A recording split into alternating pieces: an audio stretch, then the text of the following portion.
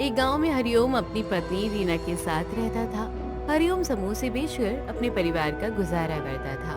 वो पूरी ईमानदारी के साथ काम किया करता था। उसके गांव में समोसे बहुत ज्यादा फेमस थे। एक दिन हरिओम अपनी दुकान पर बैठा हुआ समोसे बेच रहा था। तभी वहां गांव का चंदन आया और बोला, अरे हरिओम भैया, एक प्लेट समोसे तो देना। हाँ हाँ भैया, अभी देता हूँ। वैसे हरी चटनी डाल दूँ या लाल? अरे नहीं भैया, चटनी मत डालो, तुम्हारे समोसे तो बिना चटनी के ही बहुत अच्छे लगते हैं। ये सुनकर हरिओम काफी खुश हुआ और उसने समोसे ग्राहक को दे दिए।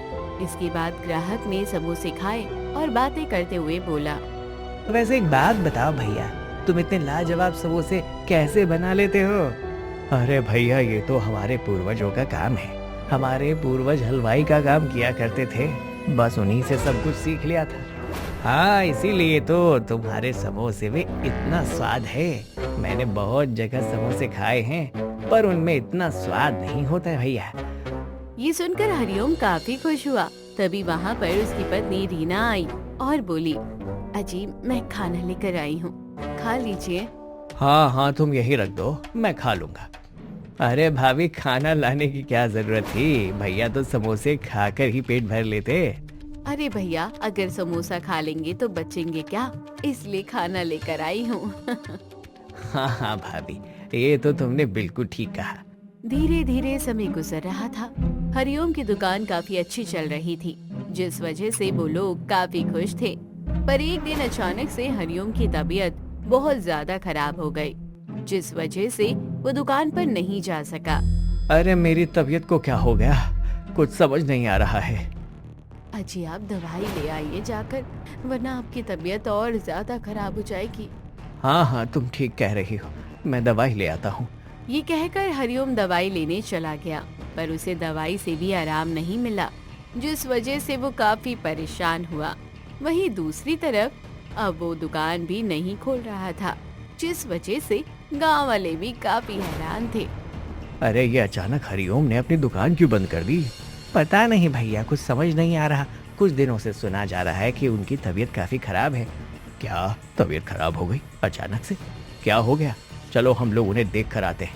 वैसे भी हमें उनके समोसे बहुत ही अच्छे लगते हैं। हाँ हाँ भैया, सही कहा तुमने। चलो चलो, हमारा कर्तव्य है कि हम उनसे मिलकर आएं। इसके बाद वो सभी हरिओम के घर आए, जहाँ पर हरिओम चारपाई पर लेटा हुआ था। हरिओम को देखकर मदन ने कहा, अरे भैया, क्या हो गया? लगता है तुम्हारी तबीयत ज्यादा खराब है। हाँ हाँ भैया, कुछ समझ नहीं आ रहा है कि क्या हो गया। हाँ भैया, हमने जब देखा आपकी दुकान नहीं खुली तो इसीलिए हम घर पर आ गए। वैसे आपने डॉक्टर को नहीं दिखाया? डॉक्टर को तो दिखा दिया, डॉक्टर ने दवाई भी दे दी है, पर कुछ आराम नहीं मिल रहा है। चलो कोई बात नहीं भैया, जब तबीयत ठीक हो जाए तब आराम से दुकान खोल लेना। हाँ हाँ भैया, ठीक है। इसके बाद गांव वाले वहां से चले गए। गांव वालों के जाने के बाद हरिओम थोड़ा परेशान हुआ, जिस पर रीना ने कहा, क्या हुआ, आप इतने परेशान क्यों लग रहे हैं? मुझे डर है कि कहीं मेरी ग्राहकी खराब ना हो जाए, क्योंकि 1 हफ्ता होने को आ रहा है और अभी तक मैंने दुकान नहीं खोली। अजी आपकी तबीयत बहुत खराब है, पहले तबीयत तो ठीक हो जाए, फिर आराम से दुकान खोल लेना। हाँ हाँ, ये तो तुम ठीक कह रही हो। पता नहीं अचानक से मेरी तबीयत को क्या हो गया, समझ नहीं आ रहा। धीरे धीरे समय गुजर रहा था। 1 महीना हो गया। 1 महीने बाद हरिओम की तबीयत में थोड़ा सुधार हुआ और उसने कहा, आज मैं दुकान पर जाकर देखता हूँ, क्योंकि आज मेरी तबीयत ठीक है। अजी मेरी मानिए तो 1-2 दिन दुकान अभी बंद रहने दीजिए, बाद में चले जाना। नहीं नहीं, अब मैं पूरी तरह से ठीक हो गया हूँ। ज्यादा दिनों तक दुकान बंद रहना अच्छी बात नहीं है। ये कहकर हरिओम अपनी दुकान पर आया और दुकान खोली।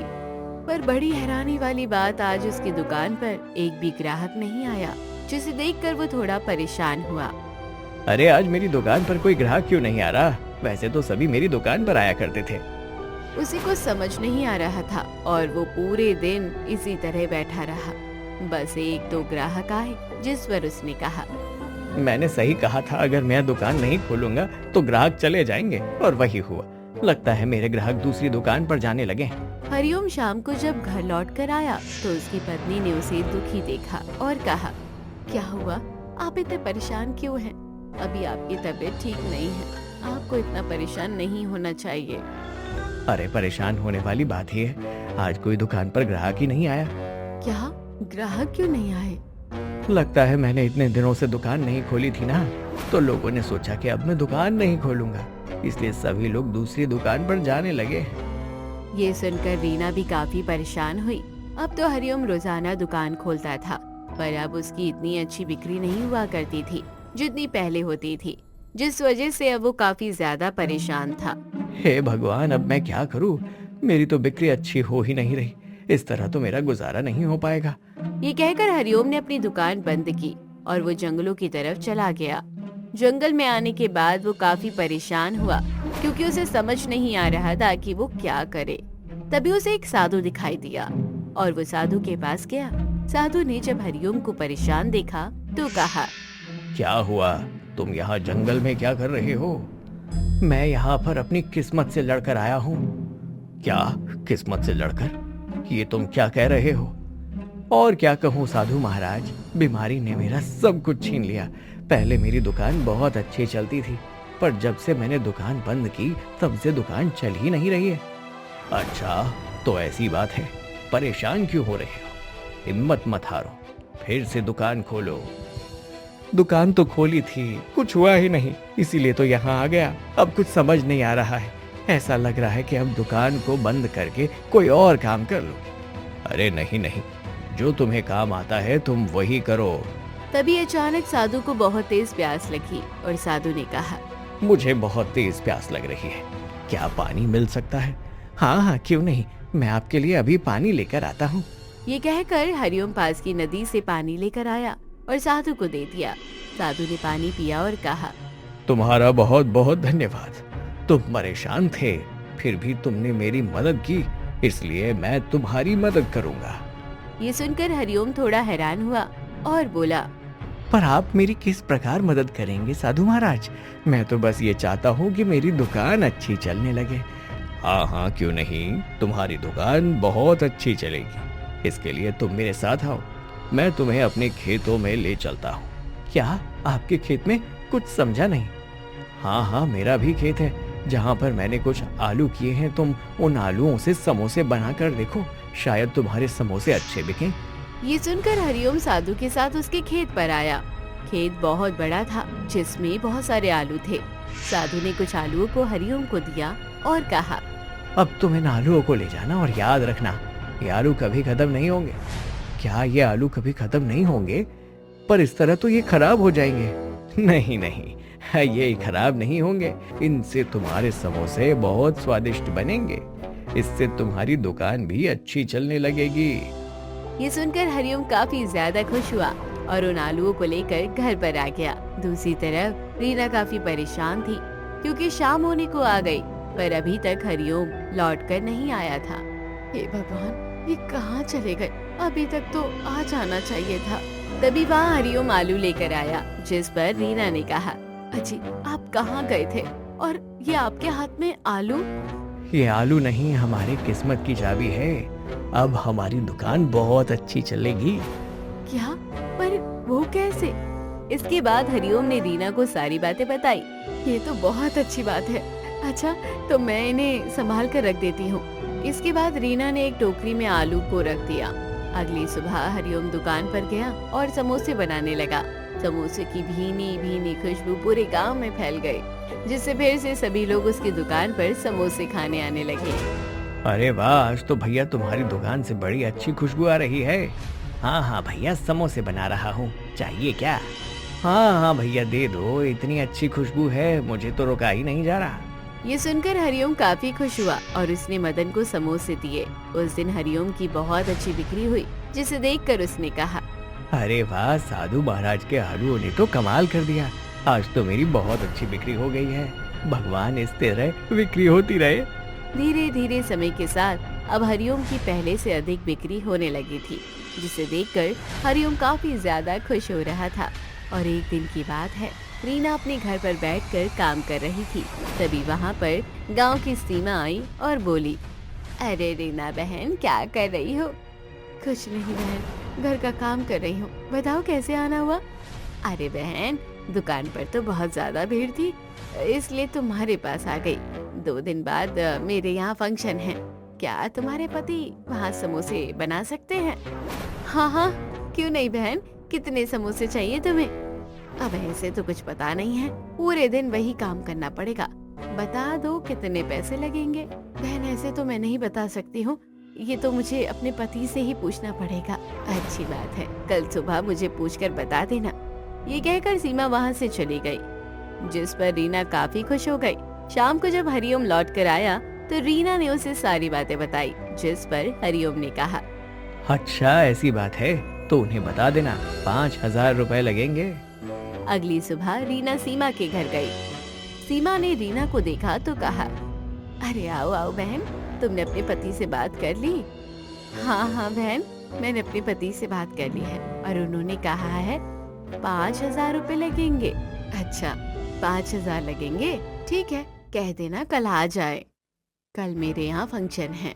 ये सुनकर रीना काफी खुश हो गई और अगले दिन हरिओम ने सीमा के घर पर समोसे बनाए, जहाँ पर सीमा की सभी ने बड़ी तारीफ की।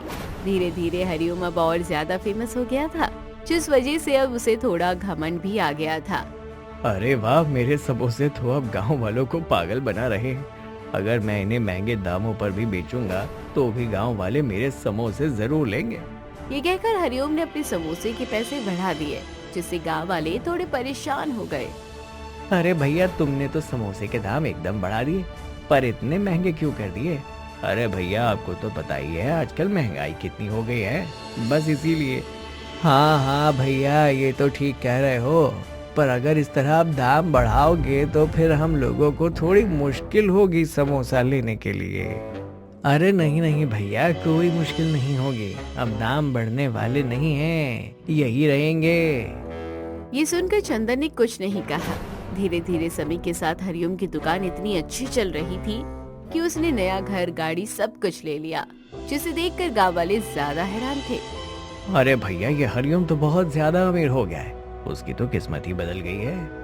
हाँ सही कह रहे हो भैया, उसने तो अपनी दुकान इतनी अच्छी और बड़ी कर ली है कि अब पूरे गांव में उसके समोसे के सामने कोई टिकता भी नहीं है। हाँ हाँ भैया, पता नहीं आखिर उसने ऐसा क्या किया है जादू। उसके स्वादिष्ट समोसे हम सभी को इतने अच्छे लगते हैं कि अगर एक दिन भी ना खाए तो मन नहीं मानता। वहीं हरिओम भी काफी ज्यादा खुश था, पर समय के साथ उसने देखा अब आलू कम होने लगे, जिन्हें देखकर वो काफी हैरान था। अरे साधु महाराज ने तो कहा था आलू खत्म नहीं होंगे, फिर ये आलू खत्म कैसे हो रहे हैं? कुछ समझ नहीं आ रहा। और उसने रीना से इस बारे में पूछा तो रीना ने कहा, अच्छी, कुछ दिनों से मैं देख रही हूँ आलू कम होते जा रहे हैं, आप साधु महाराज से बात करिए। अरे उनसे क्या बात करनी है, मैंने उनका खेत देखा है, मैं वहीं से आलू ले आऊंगा। नहीं नहीं, आपको इस तरह आलू नहीं लाने चाहिए, आपको उनसे बात करनी चाहिए थी।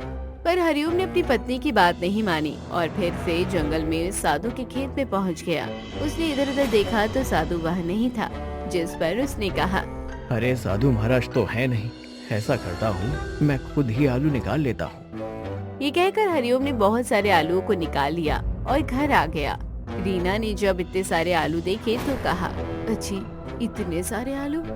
हाँ हाँ, साधु खेत पर नहीं था तो मैं खुद ही आलू को निकाल लाया, अब बार बार वहाँ कौन जाए, इसलिए एक साथ ले आया हूँ। ये आप क्या कह रहे हैं? आपने उनसे बिना पूछे आलू क्यों लिए? ये अच्छी बात नहीं है। अरे तुम मुझे मत बताओ, और वैसे भी जब वो नहीं थे तो मैं क्या करता? ये सुनकर रीना काफी ज्यादा परेशान हो गई। वहीं अगली सुबह हरिओम आराम से समोसे बेच रहा था, तभी वहाँ पर चंदन आया और बोला, अरे भैया, ये तुम्हारे समोसे में कीड़े निकले हैं। क्या कीड़े? तुम क्या कह रहे हो? आज से पहले तो ऐसा कभी नहीं हुआ।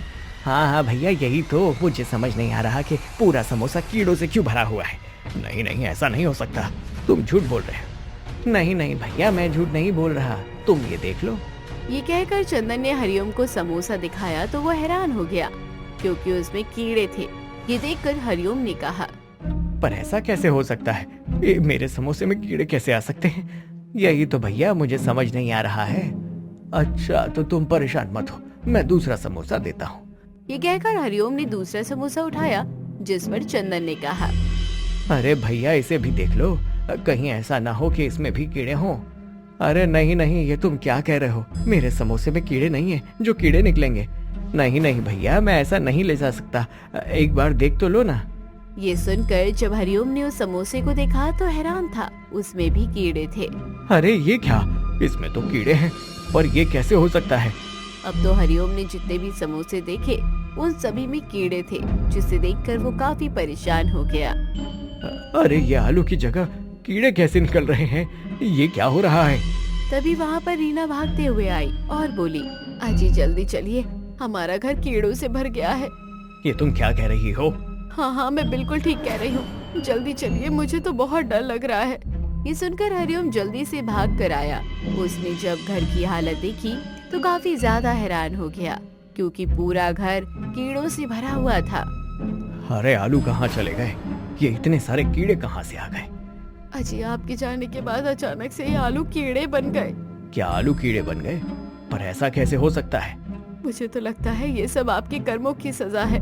आपने साधु महाराज से बिना पूछे आलू को ले लिया था। ये सुनकर हरिओम काफी ज्यादा परेशान हो गया और फिर उसने सारे कीड़ों को घर से बाहर निकाला। अगली सुबह वो फिर से समोसे बेचने गया, पर किसी ने भी उसके समोसे नहीं लिए, जिससे वो काफी हैरान हुआ। तभी वहाँ से मदन गुजरा और उसने कहा, अरे भैया समोसे ले लो, गर्मा गर्म है। नहीं नहीं भैया, हमें नहीं लेने, तुम्हारे समोसे में कीड़े निकल रहे। अरे भैया कल तो वो हो गया था, पर आज ऐसा नहीं है। अरे नहीं नहीं, मना कर दिया ना। ये कहकर मदन वहाँ से चला गया, जिस पर हरिओम काफी दुखी हुआ। हे भगवान, ये अचानक से मेरे साथ क्या होने लगा? आखिर मैंने किसी का क्या बिगाड़ा? हरिओम काफी ज्यादा दुखी बैठा था, उसे कुछ समझ नहीं आ रहा था, क्योंकि धीरे धीरे उसकी बिक्री बहुत कम हो गई। वहीं अब समोसे बहुत जल्दी खराब हो जाया करते थे, जिस वजह से अब उसे काफी नुकसान भी होने लगा। ये अचानक से क्या होने लगा है? लगता है मुझे उन साधु महाराज को ढूंढना पड़ेगा। ये कहकर हरिओम ने अपनी दुकान बंद की और साधु महाराज को जंगल में ढूंढने के लिए चला गया। उसने साधु को बहुत ज्यादा ढूंढा, पर उसे साधु कहीं नहीं मिला, जिससे वो काफी ज्यादा परेशान हो गया। अरे वो साधु महाराज कहाँ चले गए? अगर मुझे साधु नहीं मिले तो मैं बर्बाद हो जाऊंगा। हे भगवान, मैं क्या करूं? वहीं दूसरी तरफ अब गांव में लोग तरह तरह की बातें कर रहे थे। अरे भैया, हमें क्या पता था, जब आदमी के पास पैसा आ जाता है तो आदमी ऐसे काम करने लगता है।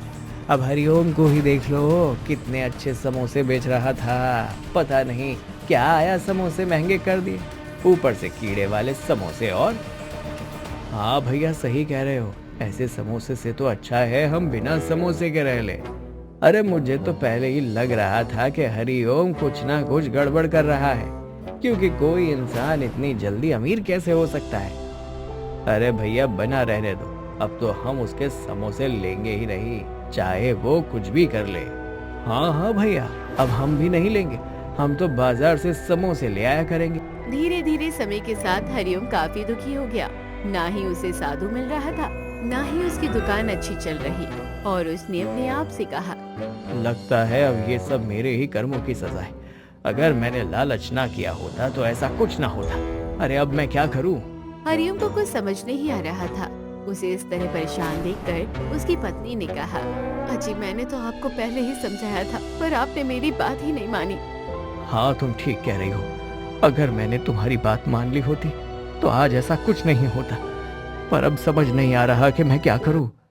ये कहकर हरिओम काफी ज्यादा दुखी हो गया। धीरे धीरे समय के साथ अब उसकी दुकान बंद होने को आ गई, जिससे वो काफी ज्यादा परेशान होने लगा।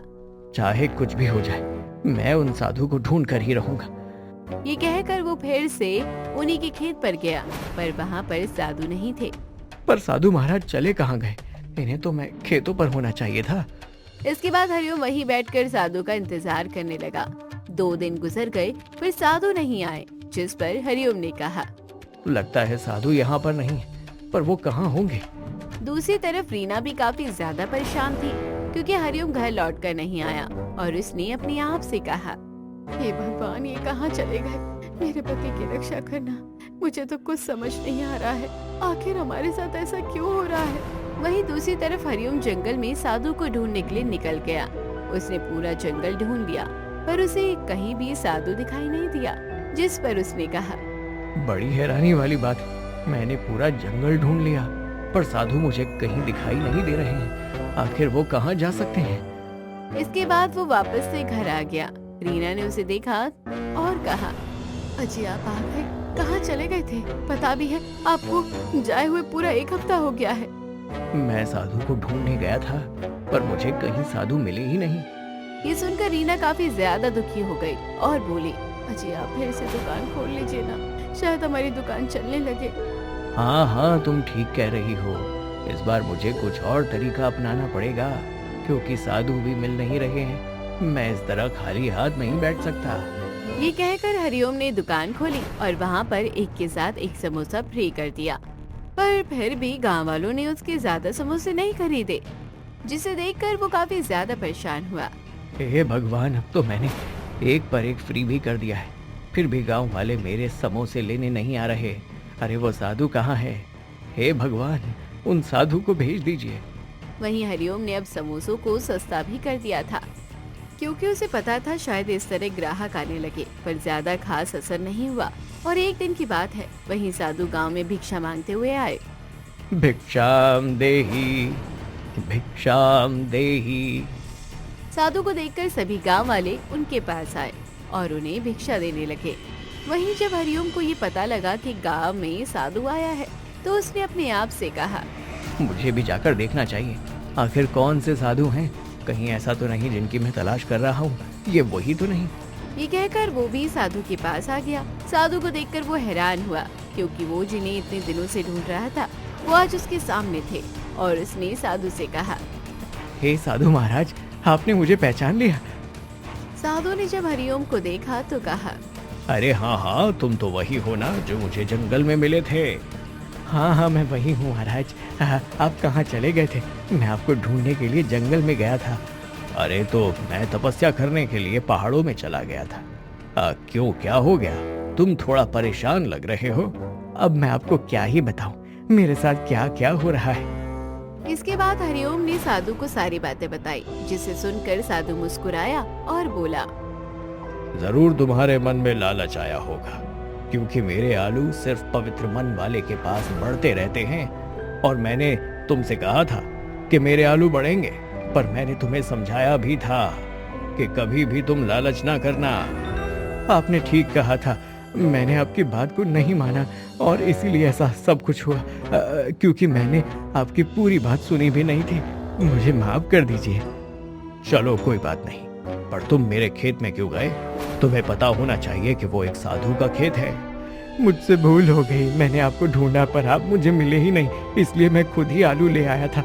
पर मुझे क्या पता था आलू लाने के बाद ऐसा सब कुछ हो जाएगा। ये कहकर हरिओम जोर जोर से रोने लगा, जिस पर साधु ने कहा, तुम शांत हो जाओ, तुम्हारी सारी परेशानियां ठीक हो जाएंगी। पर कैसे होंगी साधु महाराज? अब तो गांव वाले मेरे समोसे खरीद ही नहीं रहे हैं। तुम्हें फिर से एक नई शुरुआत करनी होगी, जहां से तुमने पहले की थी, तभी सब कुछ पहले की तरह हो पाएगा। और इस बार किसी भी प्रकार का छल कपट लालच मत करना। हाँ हाँ साधु महाराज, मैं लालच नहीं करूंगा।